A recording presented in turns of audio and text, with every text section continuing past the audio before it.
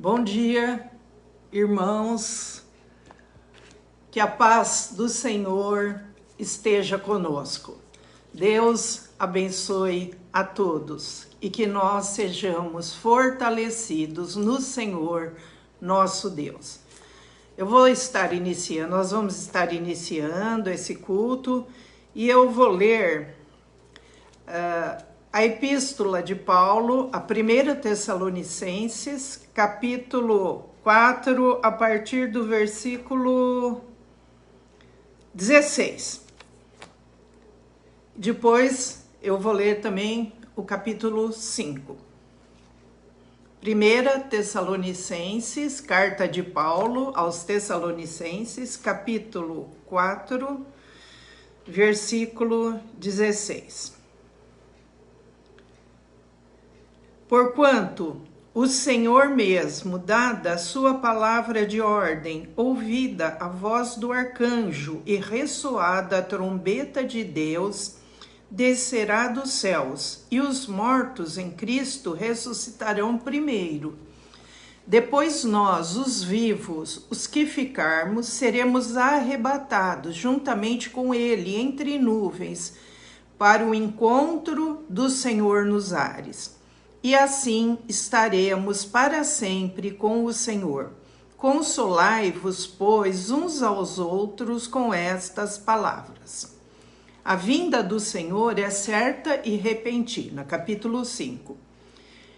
Irmãos, relativamente aos tempos e às épocas, não há necessidade de que eu vos escreva, pois vós mesmos estáis inteirados com precisão de que o dia do Senhor vem como ladrão de noite. Quando andarem dizendo paz e segurança, eis que lhes sobrevirá repentina destruição, como vêm as dores de parto a que está para dar à luz, e de nenhum modo escaparão.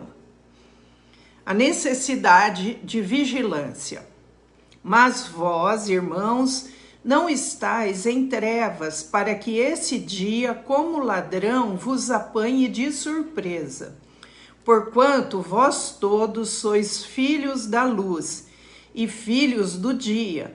Nós não somos da noite nem das trevas. Assim, pois, não durmamos como os demais. Pelo contrário, vigiemos e sejamos sóbrios. Ora, os que dormem, dormem de noite, e os que se embriagam, é de noite que se embriagam. Nós, porém, que somos do dia, sejamos sóbrios, revestindo-nos da couraça da fé e do amor, e tomando como capacete a esperança da salvação.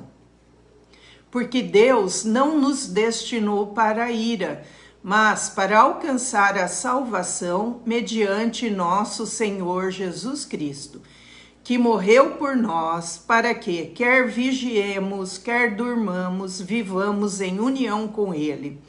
Consolai-vos, pois, uns aos outros e edificai-vos reciprocamente, como também estáis fazendo. Diversos preceitos. Agora vos rogamos, irmãos, que acateis com apreço os que trabalham entre vós e os que vos presidem no Senhor e vos admoestam, e que os tenhais com amor em máxima consideração, por causa do trabalho que realizam. Vivei em paz uns com os outros, exortamo-vos também, irmãos, a que admoesteis os insubmissos, consoleis os desanimados, ampareis os fracos, e sejais longânimos para com todos. Evitai que alguém retribue ao outro mal por mal. Pelo contrário, segui sempre o bem entre vós e para com todos. Regozijai-vos sempre, orai sem cessar. Em tudo dai graças, porque esta é a vontade de Deus em Cristo Jesus para convosco. Não apagueis o espírito, não desprezeis as profecias. julgai todas as coisas, retende o que é bom, abstende-vos de toda forma de mal. Então, esses são diversos preceitos que Paulo escreveu na sua carta aos Tessalonicenses e também servem para nós nos dias de hoje. Sempre a hora que eu vou deitar, eu ligo a televisão, então agora vem aquelas notícias, né, da guerra, e ontem eu estava vendo e fiquei entristecida, olhando, falando, não apenas pelas pessoas, porque pelas pessoas é o que a gente mais sente, mas vendo aquelas construções que os homens demoram tanto para fazer, tudo destruída, cai uma bomba lá e arrebenta tudo. E eu fiquei pensando, os homens constroem isso, tanto trabalho para de repente destruir tudo isso, né? E a gente se entristece de ver tudo isso. Aí agora me ocorreu o que Deus sente também, que quando Deus criou os céus e a terra, Ele criou a terra maravilhosa, criou a natureza para ser esse lugar habitado pelos homens. E acho que ele sente a mesma coisa quando ele vê esse planeta tão lindo sendo destruído, a natureza sendo destruída. Então eu pensei, Deus deve sentir a mesma coisa que eu senti quando eu vi tudo aquilo sendo destruído, e Deus também vendo esse planeta que Ele criou com tanto amor sendo destruído pelos homens. Deus tenha misericórdia de nós. Outro dia eu li uma oração, eu vou ler de novo um pedaço, que eu pus aqui, né? Oração pelas nações. Senhor nosso Deus e nosso Pai, Criador dos céus e da terra, a Ti elevamos nossas orações pedindo perdão pela nossa incapacidade de governar esse planeta tão lindo que o Senhor criou para nós. Tem misericórdia de nós, seres humanos, formados para ser a coroa da criação. Por que não conseguimos nos desapegar do egoísmo, ganância e vaidade? Sabemos que tudo isso provém da desobediência aos seus mandamentos. O Senhor disse: crescei, multiplicai-vos e enchei a terra, cuidem da terra e dos animais, amai-vos uns aos outros como eu vos amei. Valorizem o seu próximo antes que a si mesmos. Perdoai-vos uns aos outros para serem perdoados. Nossa oração hoje é pelas pessoas que se afastaram de ti e se fizeram deuses de si mesmas. A consequência é esse mundo caótico, esse mundo de guerras, de interesses particulares. E que Deus tenha realmente misericórdia de nós. E nós, no final, nós como seres humanos, sofremos a consequência desse abandono ao que Deus quis desde o início para nós. Hoje nós somos resgatados por Jesus Cristo, nosso Senhor, e vivemos em novidade de vida, em paz, em alegria. Mas isso não faz com que o mundo pare de fazer guerras, de fazer maldade. E nós acabamos sendo vítimas desse mundo corrompido. Tem misericórdia de nós, ó Deus. Nós vamos estar cantando uma música aqui, depois eu vou orar.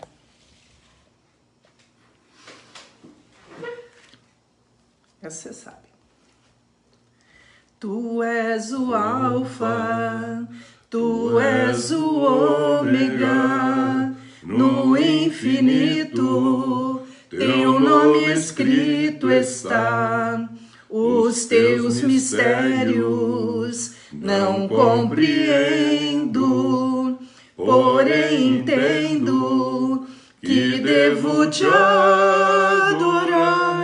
Louvado seja Deus, louvado seja na tua igreja, entre os arcanjos teus, louvado seja Deus.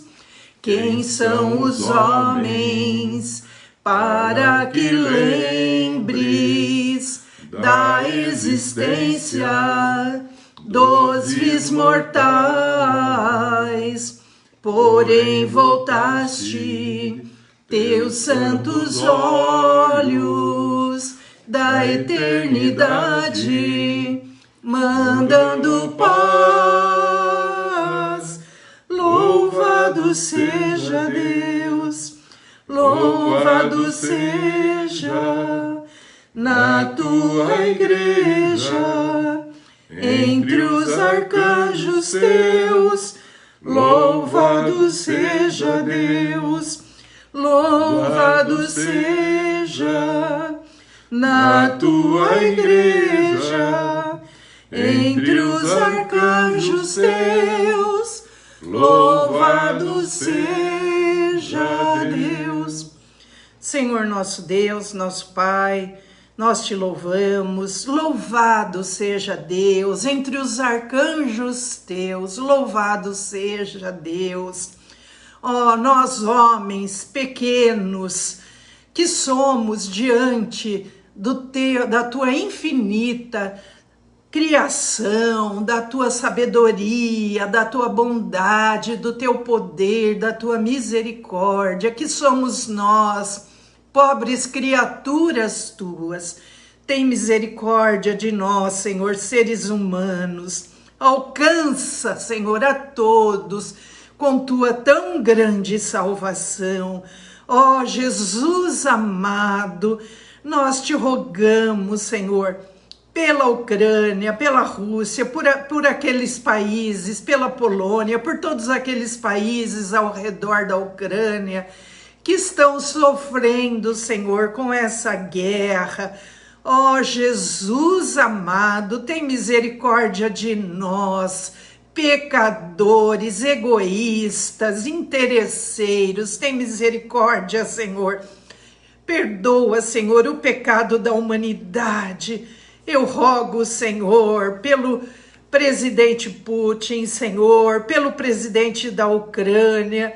Ó Jesus amado, toca na vida desses homens, para que eles percebam o mal que estão causando, que possam, Senhor, ter misericórdia da população.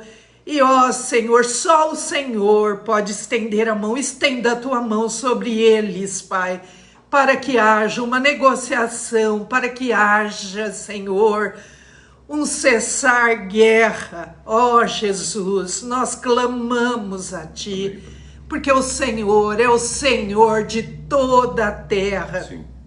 E se o Senhor quiser intervir ali, o Senhor intervirá. Por isso, eu sei que todos aqueles ucranianos que te conhecem estão ali jejuando, orando, clamando a Ti. E nós nos juntamos a eles nessa oração, nessa intercessão, do que Paulo disse: orai sem cessar. Ó Jesus amado, Jesus querido, tem misericórdia daquele país, dos países ali ao redor, também da Rússia. Ó Deus, tem misericórdia, Senhor. Livra-os da guerra. Faça, Senhor, cessar essa guerra. Nós clamamos a Ti em nome de Jesus. Ó Deus, agora, continuando esse nosso culto, queremos agora ouvir a Tua palavra, o estudo da Bíblia, que é a palavra de Deus. Dá sabedoria ao Michel para ele conseguir transmitir tudo aquilo que ele tem estudado a cada dia. e que ele possa transmitir um pouco de tudo isso que ele tem recebido do Senhor. Abre o nosso coração, abre as nossas mentes. Perdoa, Senhor, os nossos pecados e livra-nos do mal, em nome de Jesus. Amém. Amém. Muito bom. Bom dia, queridos irmãos e irmãs.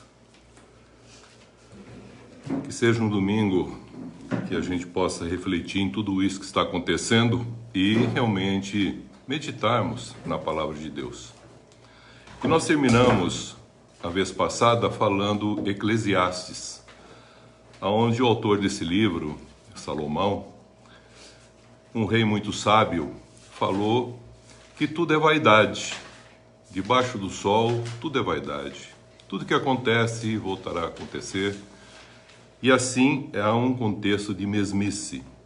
Mas ele fala a importância no final de Eclesiastes, que ele fala que o temor do Senhor é fundamental. E o temor a Deus e guardar os seus mandamentos é a essência de tudo, para que a gente não caia nessa condição da vaidade, que é muito comum em todo o setor da humanidade, por causa dessas condições que nós já falamos a vez passada.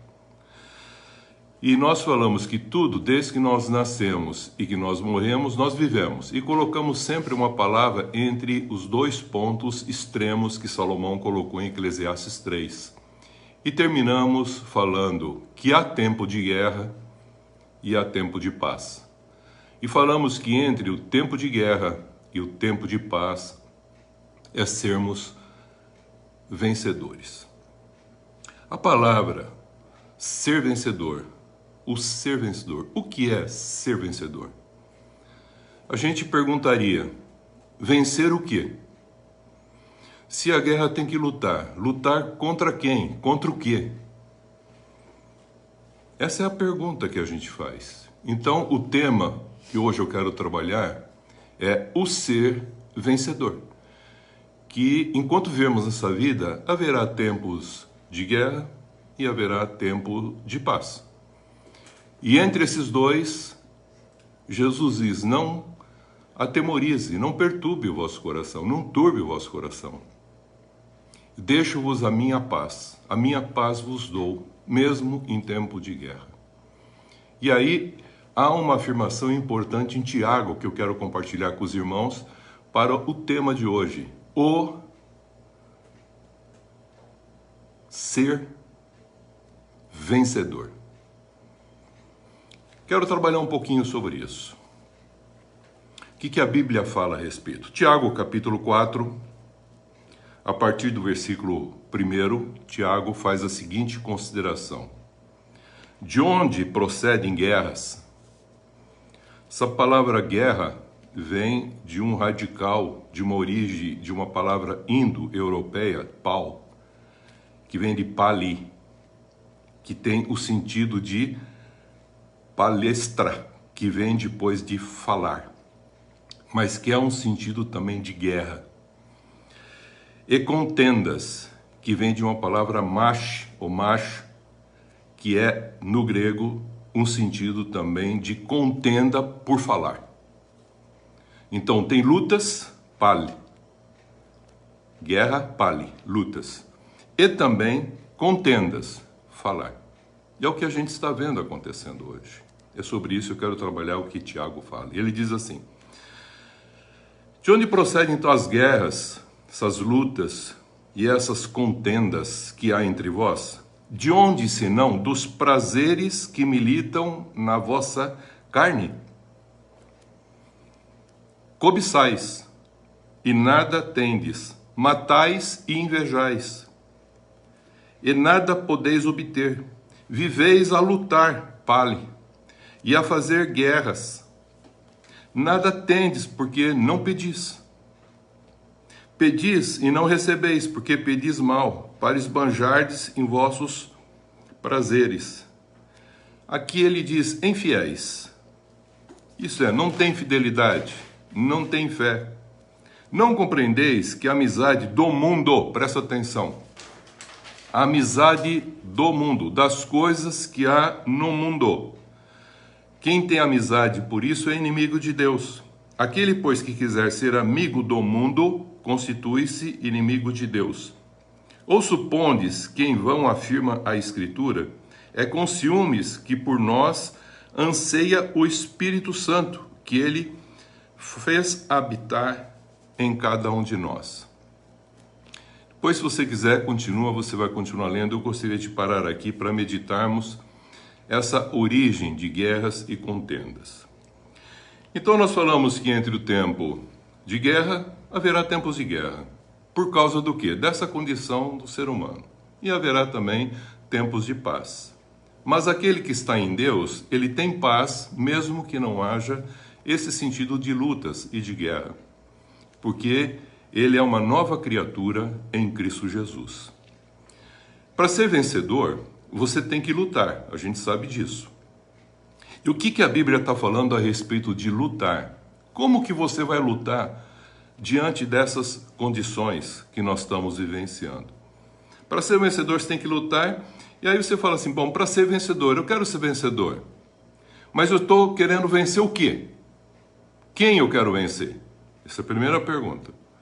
A segunda pergunta que eu faço, você tem que lutar para ser um vencedor e lutar contra quem? E contra o que para ser esse vencedor? Então vou responder essas duas perguntas. Tiago falou que essas condições que nós temos, a base de todo o problema está exatamente nos prazeres que militam na carne humana. Você cobiça, veja essa palavra cobiçar, e nada tens. Veja que no mandamento de Deus, essa palavra cobiçar, ela cabe muito bem, mas você não vai encontrar nos mandamentos de Deus a outra palavra na sequência que fala invejar. Inveja. Parece ser a mesma coisa, e não são. A cobiça é você querer ter uma coisa que é do outro. E a inveja é você querer usufruir o que o outro usufrui do que tem, mas ele não quer o que é do outro. Mas ele quer usurpar os prazeres que o outro goza do que possui. Por isso que há duas colocações, cobiçais e nada tendes. Porque você quer as coisas que não pertencem a você. Colocando o que pertence a mim e a você nesse mundo, querido. Viemos sem nada para esse mundo. E vamos voltar sem levar nada. Nós viemos aqui para administrar. Desculpa. E Deus nos colocou aqui para, junto com Ele, mantermos o sentido da vida. O propósito de viver essa vida plena e expressá-lo com a nossa vida onde nós estivermos. E a gente vê guerra, chamada até guerras santas. Por falta do quê? De uma compreensão, de um conhecimento de Deus. E o que nós encontramos também aqui? Ele fala essas duas palavras. Ele fala assim, você nada tem porque você cobiça. E você não cobiça só o que é do outro aqui. Você cobiça o que é de Deus, para você ser um Deus aqui. Esse é o grande problema do ser humano, desde lá da queda do Adão, já é assim. E aí ele fala, matais e invejais. Matais e invejais. A gente não consegue matar outras coisas, mas a gente mata o irmão. E você passa a invejar.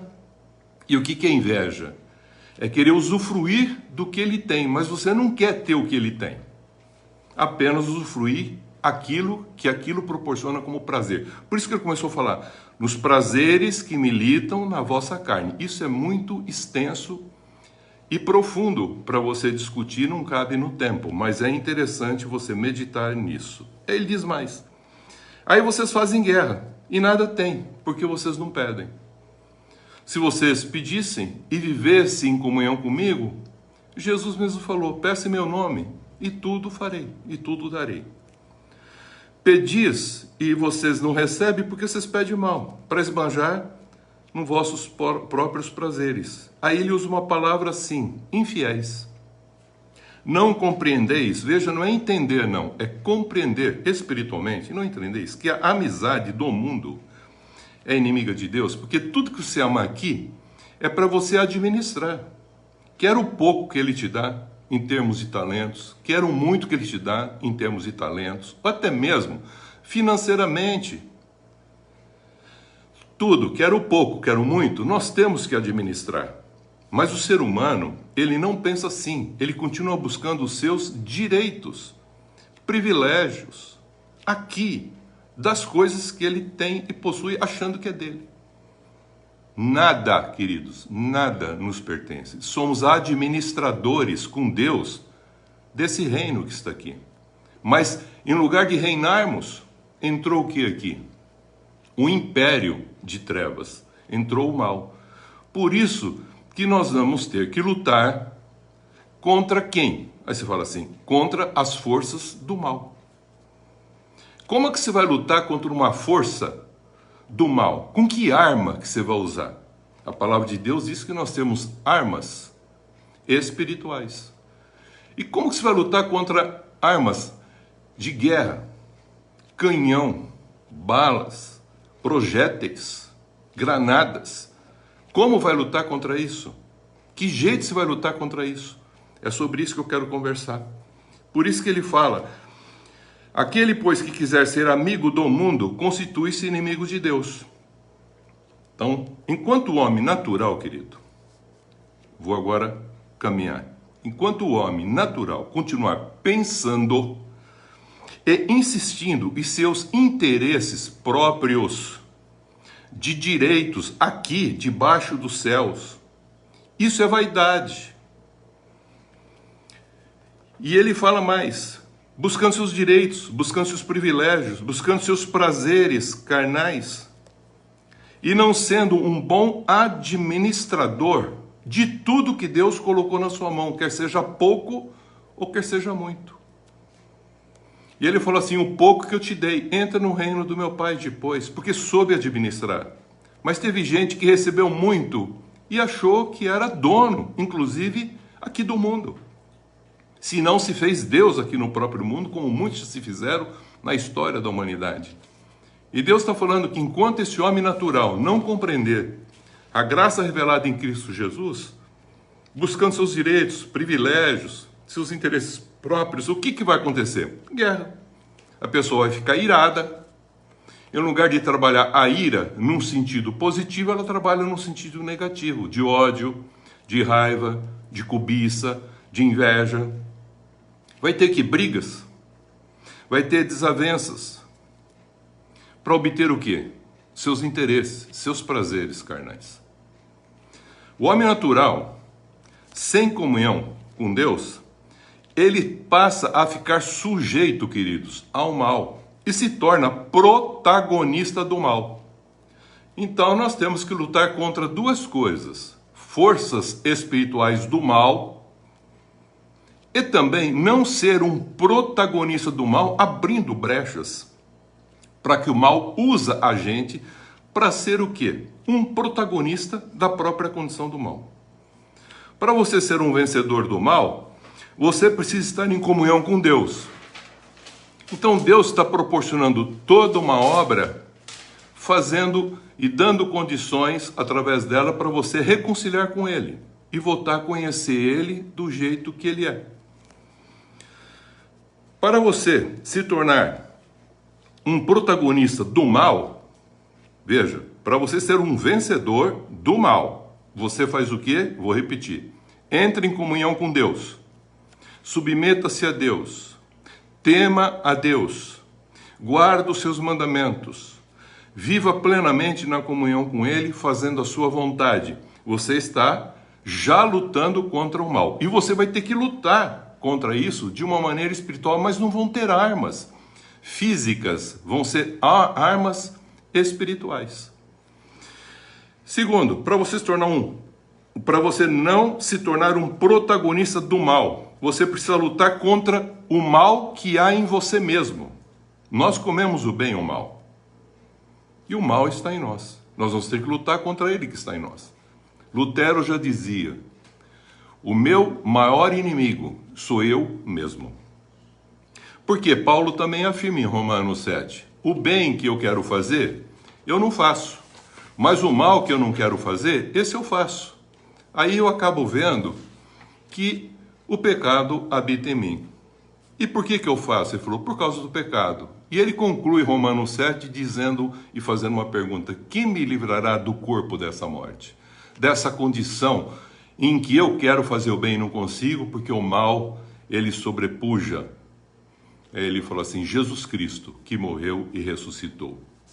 Então, para você que está nessa condição, vivendo aqui agora, nesse momento, você poderá estar passando por uma condição de guerra.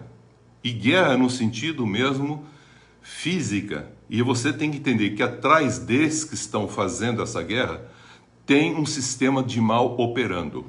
E sobre eles está operando o mal, porque senão eles não fariam isso. E o segundo, que você tem que lutar contra você mesmo, que você pode se tornar um protagonista dentro desse contexto, aproveitando da situação e se tornando um elemento mal dentro do sistema. E ele fala então que a gente tem que vencer essas duas coisas. E ele nos ensina com a Bíblia como fazer isso. Jesus veio para nos ensinar a fazer isso. Presta atenção.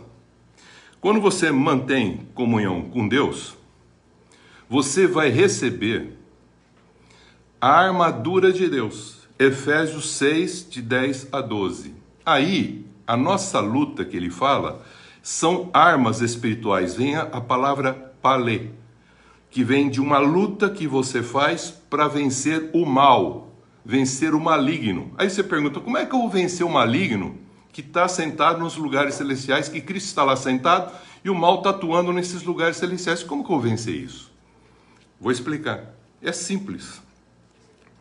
E aí ele fala o seguinte, e como que a gente vai vencer isso? Porque estando em comunhão com Deus, você vai compreender e conhecer Deus e vai receber dele armas espirituais. E essas armas espirituais, que você pode fazer uso delas, que vai desde a oração até ter o amor ágape, e quando você receber esse amor ágape perfeito, o medo vai embora. E o medo indo embora, você terá paz, e o teu coração não vai ficar turbado, independente da situação, porque você receberá a paz que Jesus deu e não que o mundo dá. A paz não é a ausência de guerra, a paz é a convicção aonde você está e guardado em quem você está. Então o homem natural, na pobreza, veja como ele pensa. Ele tem medo de não ter o suficiente para ver a vida. Então ele luta para viver. E às vezes ele sai até de uma luta chamada normal para conseguir viver e passa por uma luta de corrupção para ficar não só para viver, mas também para se enriquecer. É muito próprio você ver o ser humano fazendo isso. Mas existem pobres que, compreendendo a verdade de Deus, apenas fazem a luta da sobrevivência. E são dignos. Segunda coisa. Aí vem o homem natural, também, adâmico, na sua riqueza. E ele tem medo do quê? Ele também tem medo. Medo de perder ou de não manter o suficiente que ele já recebeu e angariou para si. Então ele faz de tudo para manter. Então, um luta para obter as coisas, o pobre, para manter a vida. E o outro luta para fazer o quê? Manter a condição que ele já obteve. Então um quer obter, o outro quer manter, mas eu quero dizer para os irmãos o seguinte, que no Senhor, o pobre e o rico se encontram. É o que fala em Provérbios, é o que fala lá em Eclesiastes. E eles se encontram e se alegram. Porque o pobre vai se alegrar na sua dignidade. E o rico na sua simplicidade. E ambos vão conviver em harmonia e não vai ter problema e nem falta, nem para um, nem para outro. Porque cada um vai ter a capacidade para administrar o que Deus deu para administrar. E todos em amor viverão esse contexto de uma paz que Cristo mandou a gente viver. Essa é a razão da Bíblia afirmar que a nossa luta não é contra carne e sangue, não é contra pessoas, querido. E as pessoas ficam brigando contra pessoas. Não, são forças espirituais que atuam nas pessoas que acabam agindo de uma maneira fora de um propósito que promova a paz. Então ele fala assim, mas nós vamos ter que lutar contra os principados e potestades. O que são principados? A palavra é arche, que é princípio, é um começo. Deus deu várias condições, inclusive para anjos tem principado. O homem recebeu seu principado aqui na terra para governar e não governou. O mal veio, ocupou esse lugar e subjugou, e ele ficou cativo a essa condição do mundo. E o que é potestade? São poderes. E Deus falou que ele não vai dar o poder dele para ninguém. O poder pertence a Deus. Ele dá ao homem uma coisa chamada, a palavra no grego é exousia, é a capacidade de você fazer para a glória dele. Mas ele não dá o poder para você agir como ele, ser Deus. E o mal veio falando que o homem tinha esse poder para ser, inclusive, ser o próprio Deus. E aí o que acontece? O mal tomou conta. E se o homem não tomar cuidado dessa força espiritual do mal que o envolve, ele vai acabar fazendo também parte desse sistema do mal, o chamado mundo, amando o mundo. E vai tentar ser parte desse mundo tenebroso de um império e não de um reino que Deus quer instaurar. E Jesus veio trazer esse reino. Eu falei, ele não veio trazer uma religião. A religião ela é parte do sistema humano. O reino não. O reino é a essência de um estilo de vida que ele quer que a gente viva. E para lutar contra as forças espirituais do mal nos lugares celestiais, Efésios 6,12. Por isso que nós temos o quê? A armadura de Deus. Eu peguei uma série de palavras, fiz um estudo há muito tempo atrás só sobre lutas. E pude observar que todas as palavras que Paulo usou no Novo Testamento, todas elas, e nenhuma delas tem uma conotação de pegar em armas. Há uma luta corporal do bem com o mal, fora de nós e dentro de nós. E o que é interessante, você vai perceber, por exemplo, 1 Tessalonicenses 2,2, Paulo diz assim, você luta para anunciar o evangelho. E a palavra que está aqui é agon, no grego. Agon é uma arena, é uma assembleia onde se faz o quê? Uma competição de uma ação legal em que você luta. Você também vai encontrar em Filemon, em Filipenses 2,2, você luta com companheiros, você nunca luta sozinho. A nossa luta também não é só, é de um conjunto de pessoas que oram, que reivindicam, que falam com Deus. Não pegam armas físicas, são armas poderosas espirituais e a oração é uma delas. O amor é uma delas. A misericórdia são armas poderosas que nós utilizamos para vencer essas condições, inclusive de armas que fazem lutas físicas. Você luta com os companheiros que estão também pela causa em Cristo, lutando por esse contexto que não é normal. Filipenses 2:2. Aí você vai encontrar a palavra sus, que é sus é junto, ou san. Então, agon e sanagon significa junto. São lutas que a gente faz não sozinho, mas em companhia. São as orações chamadas dos santos. Não importa onde está o problema está acontecendo aqui, todos nós vamos sofrer esse problema. É uma dor que todos estão passando. Porque as armas da nossa milícia, diz a palavra de Deus, daí vem estratégia, vem de estratégia. Então, essas armas não são carnais, queridos. Não é na força física, não é arma contra arma. E sim poderosas em Deus, veja, para destruir fortalezas. Guarda isso, querido. Destruir fortalezas. Anulando-nos nós sofismas. O que são fortalezas? É a maneira das pessoas pensarem. Por não conhecerem Deus, não quererem fazer a sua vontade, eles acabam sendo protagonistas e sendo usados pelo mal. Prazeres da carne, esse é o problema. Cobiça, inveja, morte, gera medo. Tudo isso, por quê? Porque esse é próprio que o mal quer ocasionar na humanidade. Mas aquele que conhece como que Deus age, quais são as armas, a gente vai perceber que ele fala assim, para destruir fortalezas. O que são fortalezas? São sofismas que os homens constroem como sendo suas verdades. E na realidade, nós vamos anular esses sofismas. E como que a gente faz isso? Lutando, tirando essas pseudo-verdades que existem e toda a altivez que se levanta no ser humano contra o conhecimento de Deus. Quando você passa a conhecer Deus, você quer que o outro conheça Deus. Então você luta para tirar o que da mente dessas pessoas? Sofismas. Que eles estão adorando outras coisas e amando mais o mundo e as coisas que há no mundo. E você leva então essas pessoas depois de esclarecê-las e revelar, se elas quiserem e o Espírito Santo agir, elas vão ser dadas a condição de tirar esse sofisma dos seus pensamentos e elas vão ser levadas à obediência a Cristo. E as demais coisas sairão das suas vidas. E elas se tornarão pessoas fazendo com que esse reino de Deus aconteça aqui e agora. 2 Coríntios 10, 4 a 5. Por isso que vocês vão ver ali que ele fala sobre esse fato. E é interessante, você lendo a Bíblia, tem um livro que às vezes a gente nem dá atenção, uma carta pequenininha de Judas, um livrinho assim pequeno, não tem um capítulo, 2 não, só versículos, de tão pequenininha que é essa cartinha.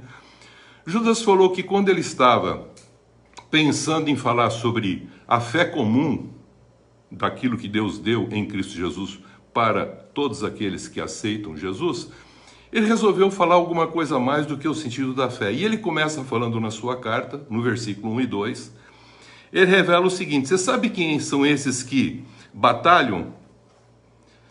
Epagonizomai, vem de Agon, lembra de Agon? Aqueles que batalham, epagonizomai, são esses que receberam a fé e são os santos.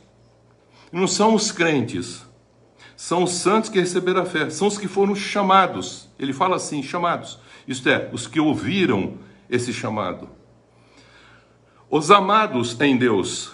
Quem são os amados em Deus? Os que obedeceram. Quando eles foram chamados pelo nome, eles falaram, eis-me aqui. Esses são os chamados, e esses que falaram, eis-me aqui, são os amados. Ele diz, e os guardados em Cristo, está vendo? Guardados em Cristo, que já ressuscitaram, estão sentados nos lugares celestiais, e guardados e preenchidos com o Espírito Santo e com a paz de Cristo, queridos. E o que é esse lugar celestial? É exatamente onde Cristo está sentado reinando, e nós somos embaixadores dele e representamos ele aqui.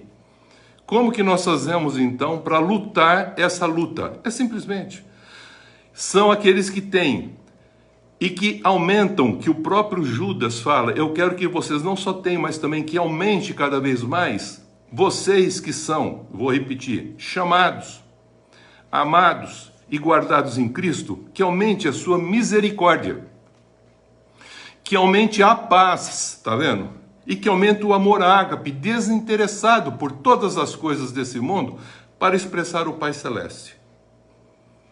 Quero dizer para você, meu querido, minha querida, que Jesus nunca combateu pessoas para obter nada delas para ele.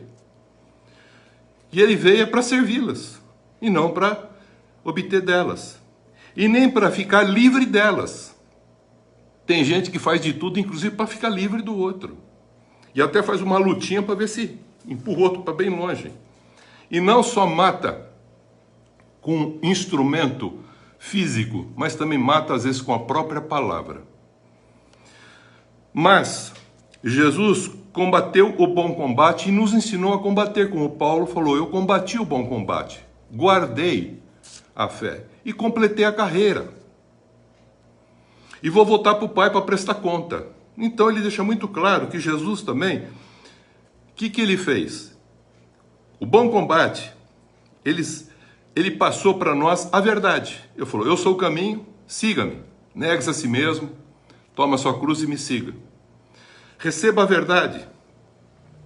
E eu quero que você tire esse sofisma que você tem na tua mente, religioso e religiosamente concebida, para viver o reino de Deus e não mais uma denominação ou uma instituição religiosa. Viva realmente o que ele veio trazer. Para que haja paz. Mesmo em guerra, que haja paz. Porque você estando em comunhão com Deus, você não tem mais medo. Porque o perfeito amor lança fora o medo. É a comunhão que você tem. E você vai ser libertado da ignorância, desse sofisma, das trevas e do próprio mal. E você não vai ser o quê? Um protagonista, porque você vai resistir o mal no dia que não for um dia que for da maneira ou da vontade de Deus. É quando existirem guerras mesmo. E para a gente ser o vencedor, a gente tem que ser mais que vencedor, vencendo a gente mesmo. Então, Jesus combatia a cultura das ideias que escravizavam as mentes das pessoas. Não, ele chegava lá e trazia a verdade. E o que ele falou que ele veio fazer? Eu vim tirar vocês com a salvação, tirar vocês do cativeiro. Ele tirou. Então muita gente já saiu do cativeiro, do mundo, mas ainda não tirou o mundo do coração e veio para ser igreja. E Judas continua falando sobre isso. Então ele começou a fazer o quê? Ele tirou a pessoa da condição em que ela se encontrava, imunda e no mundo, afastado de Deus. Trouxe agora para uma condição para ser igreja, para que o Espírito Santo continue essa obra nele, para ele ser uma pessoa livre, para ser uma pessoa agora que cresça em santificação, já foi salvo, batizado, aceitou a Jesus e tem que viver em santificação. E cada vez crescendo em santificação, em atos de piedade, no conhecimento de Deus, também atos de misericórdia, abraçando e sendo abraçado pelos irmãos, e crescendo nesse processo de maturidade e crescendo nesse amor ágape, cada vez mais. É um processo, queridos, de maturidade, para ficar parecido com Jesus Cristo e ser a expressão de Cristo aonde você se encontrar. Foi para isso que Deus fez. Façamos o homem. Era para sermos como a Cristo. O homem se distanciou. Cristo veio para restaurar a imagem e semelhança. Está lá em 1 Coríntios 15. Para que o homem volte agora a expressar a imagem e semelhança que Deus havia feito ele. E o que acontece? Tem pessoas que aceitam isso.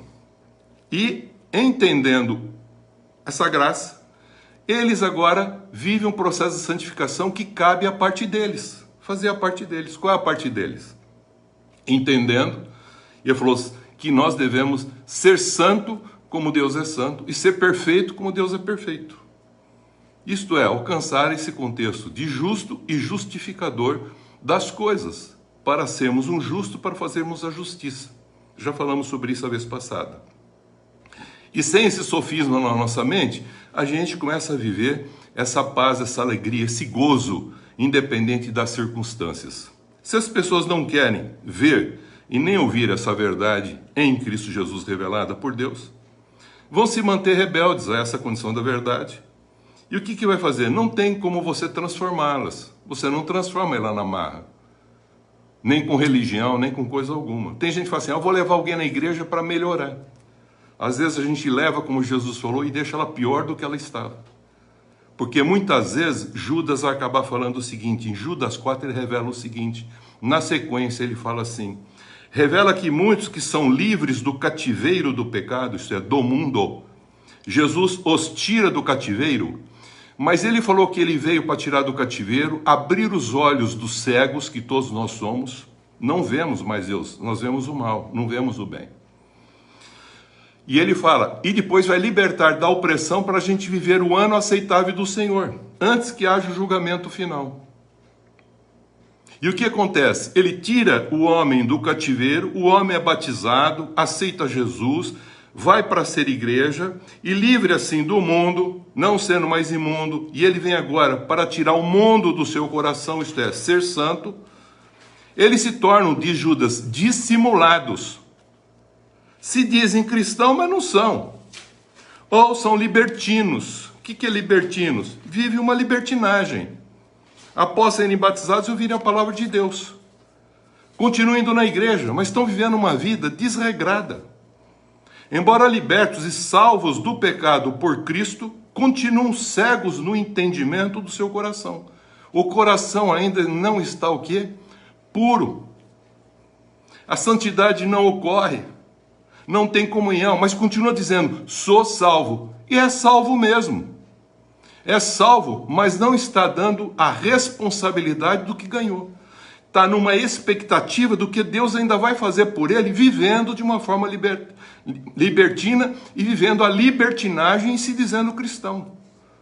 Um dia nós vamos ter que prestar conta, queridos. Vou falar um dia só sobre esse contexto do julgamento. E continua cego no entendimento do coração. Diz Judas, esses que não entendem estão aí no nosso meio, e quanto a tudo que compreende por instinto natural se corrompem, invertendo valores.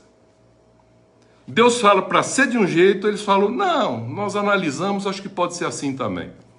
Deus falou, não pode ser assim. A palavra de Deus diz, brutos sem razão. E aí Judas 11 fala o seguinte, ai deles. Ai deles de quem? De todos? Não. Daqueles que não entenderam quais são as lutas que nós temos que fazer. Tem muita gente rezando, orando, pedindo para acabar a guerra, para continuar do jeito que estão. Mas não pararam para meditar que eles, não estando na guerra, devem orar para que essa guerra seja impedida. E orando de que jeito? É para que um indivíduo... Não é pessoa, querido. São forças espirituais que estão agindo. Você tem que olhar onde a mão de Deus está atuando. Para você, conforme o que Deus está querendo, fazer a vontade dele. Então as orações têm que estar condizente com essa condição para lutar contra as forças de um sistema espiritual. Mas temos que tomar cuidado para não cair, porque dentro de nós corremos o risco de se achar. E Jesus falou, quem se acha, se perde. Então, diz, ai deles, Judas 11. Depois você lê esse livrinho lá antes do Apocalipse, Judas 11. Esses prosseguiram pelo caminho de Caim. Qual é o caminho de Caim, queridos? Mata o seu irmão. Você sabe como Caim matou Abel? Foi num culto. Num sistema de adoração. Um ofereceu para Deus uma coisa que Deus falou, não me agrada, isso é coisa do mundo, é da terra. Isso daí não me agrada. Isso é maldito. E ele trouxe do que é maldito e deu para Deus. E Deus falou, não me agrada. Ele ficou nervoso, mas não foi com o irmão. É porque o irmão ofereceu o que Deus pediu. E fez a luta que Deus queria. E ofereceu o que Deus estava querendo. Aí o outro, por raiva, não é do irmão. Porque se rebelou contra Deus, matou o irmão. Mas Deus avisou ele. Toma cuidado. Você vê, toda vez que uma pessoa quer fazer o mal, alguém avisa ela. E se alguém não avisa, o Espírito Santo fala na sua consciência. Está errado. Muda a direção. Mas a pessoa reluta.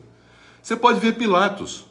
Pilatos, quando foi tomar uma posição, a mulher dele falou, Pilatos, eu sonhei com esse homem que você vai julgar. Não mexa nesse homem. Foi avisado? Foi. E a mulher dele que falou ainda, sonhei, não mexa nesse homem. E ele continuou? Continuou. Tinha condições de libertar? Tinha. E ele falou ainda para Jesus, eu tenho poder, veja a palavra, poder, é isso que o homem quer, poder, de te libertar, de te matar. Ele falou, olha, Pilatos, é o seguinte, se Deus não te deu poder, você não tem. Mas faz o que você quiser. Eu não vou lutar contra você. Mas eu quero cumprir a vontade de Deus aqui. Então, nós precisamos entender essa paz. Essa paz que Ele tem e deixou para nós. Não temos que pegar em arma para lutar pelos direitos. Nós temos que fazer com que a justiça aconteça. E a justiça de Deus aconteceu e Ele nos ensinou a viver essa justiça. Presta atenção. Mata o seu irmão quanto à forma em que eles estavam cultuando. Não quis nem saber, matou o irmão. Então o que ele fez? Fugiu de Deus. Adiantou? Não. Vai morrer um dia? Vai. Vai ter que ir lá prestar conta para Deus. Vai voltar para prestar conta para Deus. Não adianta fugir, nem se esconder como Adão fez. É um refúgio, sabe onde que é? A religião. Aí fala mais Judas 11. Movidos de ganância, olha a palavra. Parece que você não vê isso no meio religioso, né? Movidos de ganância, se precipitaram no erro de Balaão. Qual foi o erro de Balaão? falavam, ensinavam, profetizavam, faziam inclusive ofertas, sacrifícios, tudo em troca de dinheiro, lucro, poder. Mas quando Deus não permitia, eles invertiam o direito e ensinavam a se corromper, adulterando. É isso que fez o Balaão. E ainda diz, e pereceram esses, segundo a revolta de Coré. Quem foi esse Coré? Um camarada que entrou na sua tenda lá, a sua família, falou, é o seguinte, é só Moisés que pode aqui comandar as coisas? Eu também vou comandar do meu jeito. Aí Deus falou, olha Moisés, fica tranquilo lá. Aí Moisés sai e fala assim, se esses morrerem como morrem os mortais, então Deus não me mandou. Nessa hora a terra abre, engole Coré e toda a sua casa. E o que é mais interessante, diz que lá eles morreram, sucumbido, enterrados vivos. Mas você vai ver que não foram todos, porque nós vamos ver salmos de filhos de Coré. Então significa que não eram todos, mas Deus, sempre na sua misericórdia, sabe aqueles que têm o seu coração voltado para o bem.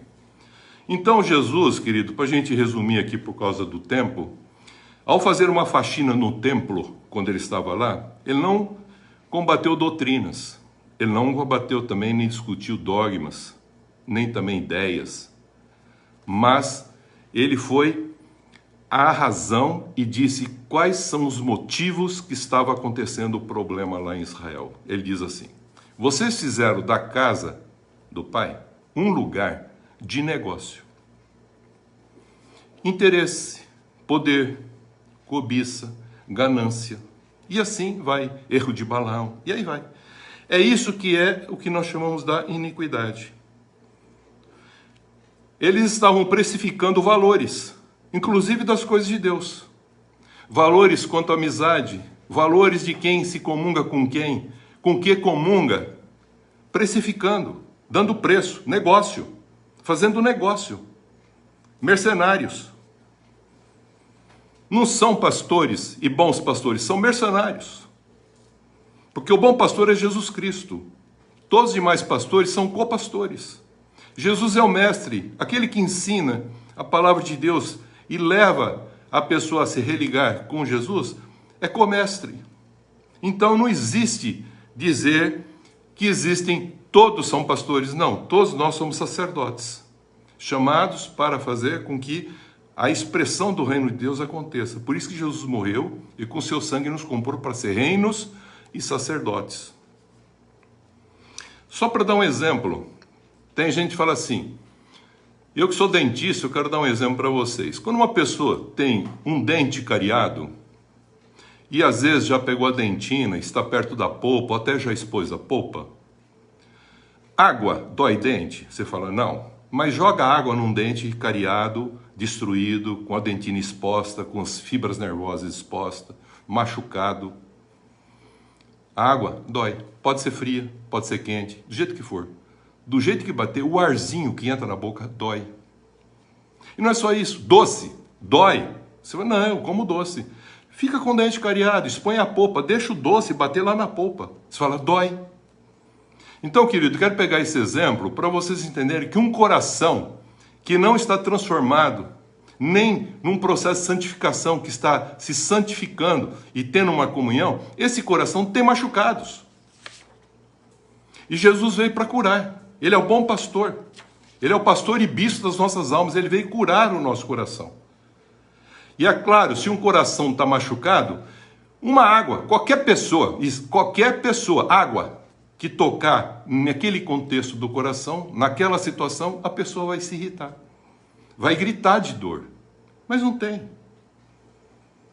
Não tem razão para isso. Então, onde que está o problema? Está na pessoa que falou com a outra? Não. Está na própria pessoa que tem um coração machucado. Vocês ouviram falar assim? Está havendo um conflito. Se está havendo um conflito, tem alguém que está aflito.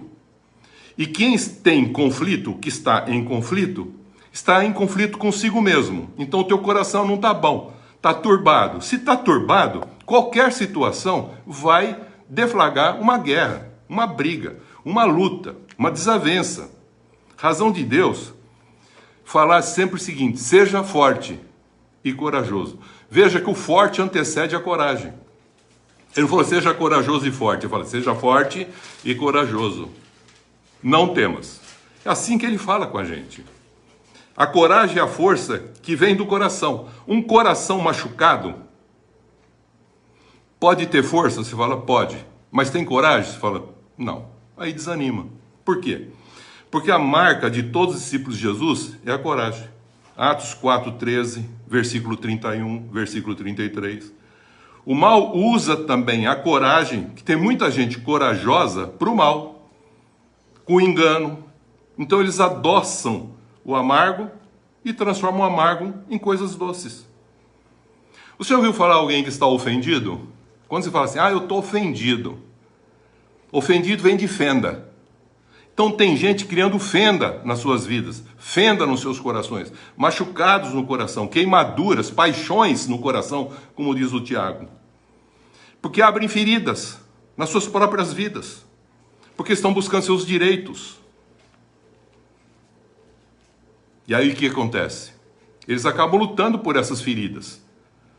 Quando alguém está machucado, se você está com o braço machucado e alguém vem dar um cumprimento para você, a primeira coisa que você faz é colocar a tua mão na frente e falar assim, não, cuidado, eu estou com o braço machucado.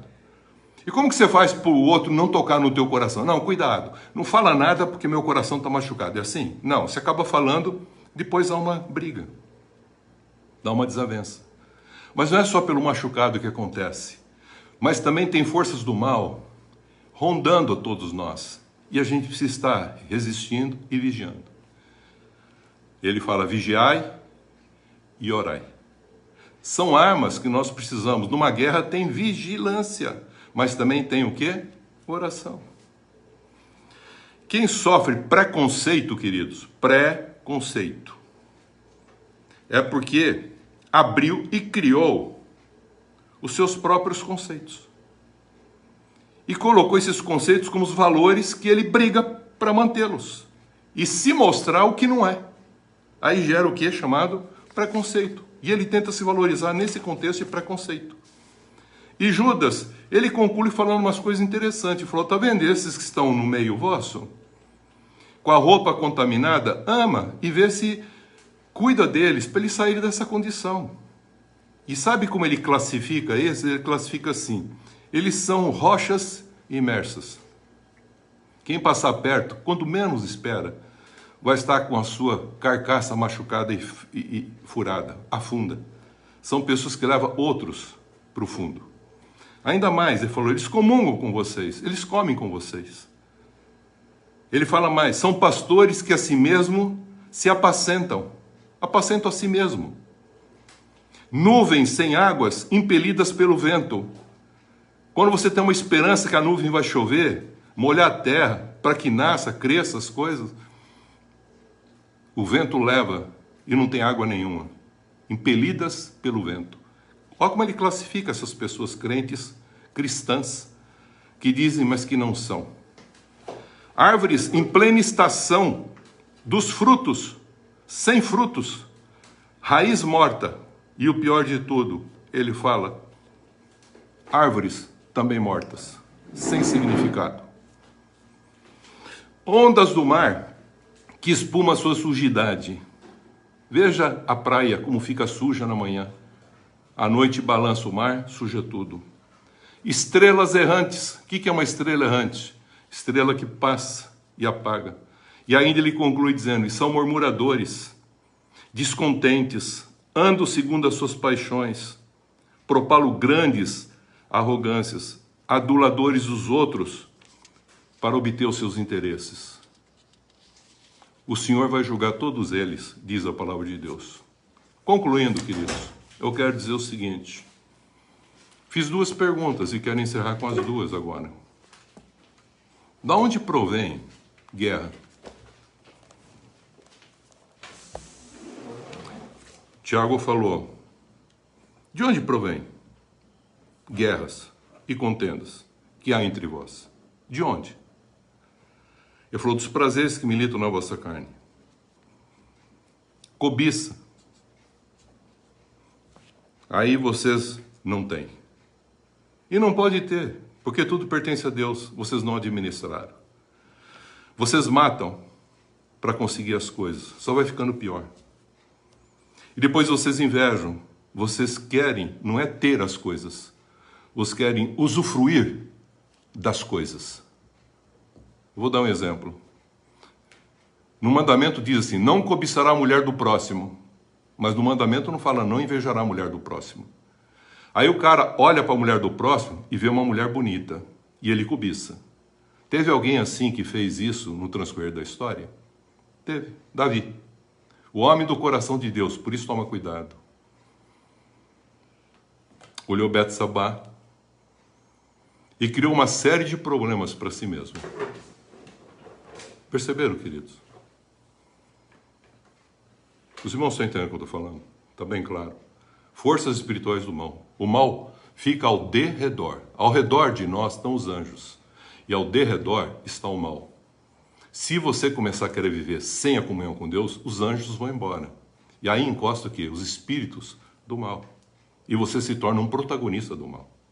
Então nós temos que lutar contra as forças espirituais do mal nos lugares celestiais e tirar o sofisma da nossa mente e trazer o conhecimento de Deus. Esse é o primeiro ponto.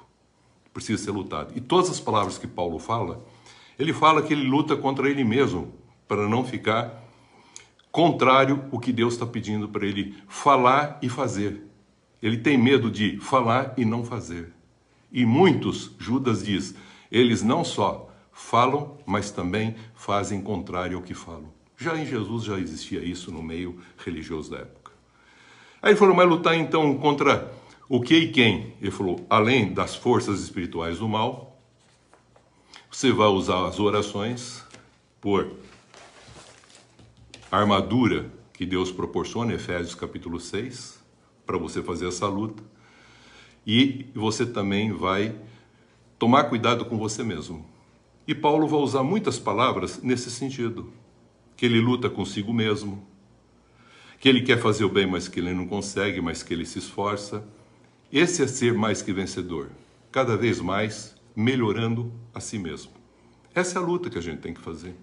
Não temos que pegar em armas. Jesus assim ensinou. E se você tem que passar por uma situação, passa em paz. Se Deus quiser livrar, como aconteceu com aqueles amigos de Daniel, ele falou, ele vai nos livrar da fornalha acesa, ó Nabucodonosor. Mas se ele não quiser, nós vamos continuar adorando esse Deus e servindo esse Deus. É isso que Jesus veio trazer, reino de Deus. Cobiçais e nada tendes. Aí depois, mais adiante, a pessoa olha a mulher de um outro, mas ele não cobiça a mulher do outro, ele não quer a mulher do outro. Mas ele quer o que a mulher está oferecendo para o outro, ou vice-versa, o que o marido está oferecendo para a mulher. Ah, eu estou cobiçando, aí é o contrário, estou cobiçando o que posso receber. Isso é o que é chamado inveja, eu não vejo como tem que ser visto. Isso é estar cego, é o que ele falou. Jesus veio para tirar do cativeiro, abrir os olhos e libertar da opressão. E eles continuam o quê? Oprimidos. Por quê? Ele falou, porque existem prazeres que militam na vossa carne. E a carne é insaciável, porque a terra falou que não se sacia, está sempre querendo algo. Viveis e lutar e fazei guerra, e nada tendes, porque não pedis. E se vocês pedem, pedem mal. Por isso que Tiago nos diz, qual é o princípio de tudo isso? Está aqui. E como que a gente vence tudo isso? Vencendo o mal nos lugares celestiais, tirando sofismas das nossas mentes e ajudando os irmãos a não terem sofismas, mas conhecerem Deus. São lutas que Paulo fala, são palavras que ele usa para dizer isso, são lutas. E o que é interessante, cuidando da gente mesmo para ficar incontaminado do mundo. É isso que eu queria trazer a respeito do o ser um vencedor. E ser mais que vencedor, vencendo a si mesmo, para cada vez ficar mais parecido com Jesus Cristo e expressar esse Cristo que está em cada um de nós, que é a nossa vida. E quando Jesus aparecer, Cristo, que é a nossa vida, nós iremos para lá e falaremos, Senhor, eis aqui, Senhor, fiz o melhor que eu pude. Pode ter tido erros, pode ter tido problemas, mas eu procurei ser o melhor que o Senhor pediu. Estou aqui, Senhor. Estou no teu tribunal. Sobre isso, vou falar numa próxima oportunidade. Que Deus abençoe em Cristo Jesus. Amém.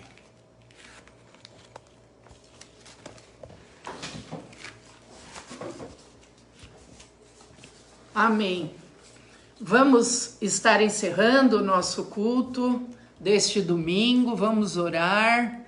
Se você tem alguma necessidade nesse momento, se você está passando por alguma guerra particular, esteja colocando agora diante de Deus. No início desse culto, eu já orei pela guerra lá na Ucrânia, e é uma guerra física.